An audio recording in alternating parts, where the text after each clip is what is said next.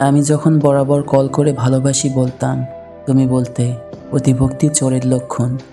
তাই আমি অতিরিক্ত কথা বলা বন্ধ করলাম। আমি যখন কথা বলতে চাইতাম, সময় দিতে বলতাম, তুমি বলতে সময়ের দাম দিতে শেখো। তাই আবেগ কন্ট্রোল করে সময়ের দাম দিতে শিখে নিলাম। আমি যখন তোমার একটা কল বা একটা মেসেজের জন্য দীর্ঘ অপেক্ষা করতাম, তুমি বলতে বেশি আশা ভালো না। তাই আমি আশা করা ছেড়ে দিয়ে অপেক্ষা করতে ভুলে গেলাম। আমি যখন তোমাকে নিয়ে খারাপ স্বপ্ন দেখে সবার আগে ফোন করে তোমার খোঁজ নিতাম, তুমি ঠিক আছো কিনা। তুমি বলতে পাগলামিটা একটু কমাও। নিজেকে তাই সুস্থ মস্তিষ্কের মানুষ হিসাবে গড়ে তুললাম। আমি যখন না খেয়ে অপেক্ষা করতাম এটা জানার জন্য যে তুমি খেয়েছো কিনা, তুমি বলতে এত ন্যাকামি ভাল লাগে না। তাই ন্যাকামি ছেড়ে দিয়ে নিজের মতামতকে গুরুত্ব দিতে শিখলাম। আমি যখন মন খারাপ করতাম তোমার অবহেলায়, তুমি বলতে এত দুর্বল কেন তুমি। তাই মন খারাপ ছেড়ে দিয়ে নিজেকে শক্ত করে নিলাম।